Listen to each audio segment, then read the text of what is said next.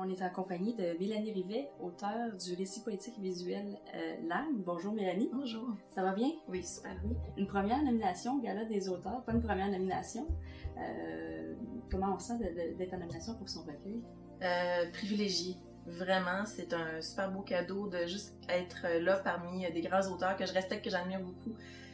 C'est ça, je le prends comme un très grand cadeau. Puis c'est pour moi, puis c'est pour aussi Sue Mills, parce que c'est un prix littéraire, mais en même temps, mon livre est empreint des images de Sue Mills, puis sans elle, le livre n'existerait pas. Donc je le prends pour nous deux, puis pour tout le monde qui a travaillé dessus. Okay. Expliquez-nous un peu le concept justement de ce livre qui a été fait avec la photographe Sue Mills. C'est un récit qui est parti de thématiques proposées par Valérie Mandia, du cycle de vie de la femme racine et du printemps. Et de là, j'ai commencé à écrire mon récit qu'on a proposé à Sue Mills, qui l'a interprété à sa façon comme femme, elle, qu'est-ce qu'elle est. Puis elle est très près de la nature, moi aussi. Donc elle est allée chercher des images, soit dans sa banque d'images, ou soit des images qu'elle a créées pour le livre. Puis elle raconte avec moi l'histoire donc d'une femme qui grandit, qui se perd à travers une rupture et qui renaît en se reconnectant aux autres femmes. Et on lit tout ça en passant des mots aux images, accompagné aussi d'une petite trame sonore là, qui a une ambiance naturelle pour suivre un petit peu l'intrigue. Okay. Le texte a été écrit avant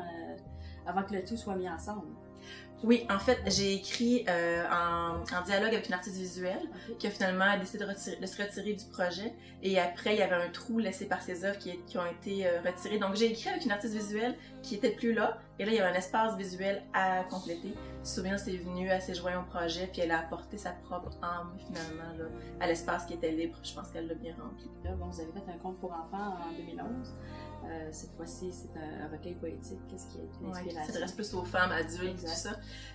En fait, j'ai été invitée par la directrice Valérie Mandia, mais je me suis connectée à ma grand-mère qui avait vécu comme plusieurs cycles de vie, dans le fond, qui sortait d'un deuil, qui venait juste de sortir justement de façon lumineuse. Elle refleurissait, que je disais. Donc, je me suis connectée sur elle, puis sur ce que ça signifiait pour elle de renaître et le temps qui passe. Et elle était très près de la nature aussi, de l'eau, des arbres. Donc, je me suis vraiment branchée avec elle. Puis après ça, avec ma jeune fille aussi, qui avait moins de 10 ans à l'époque, puis de voir, OK, c'est quoi son cycle de vie à elle? Puis moi, j'avais vécu plusieurs cycles. Donc, c'est de faire un lien entre ces trois phases-là de la vie. J'ai écrit beaucoup en nature aussi, près de l'eau, puis des arbres. Mais la nature, c'est de la renaissance constante. Là, donc,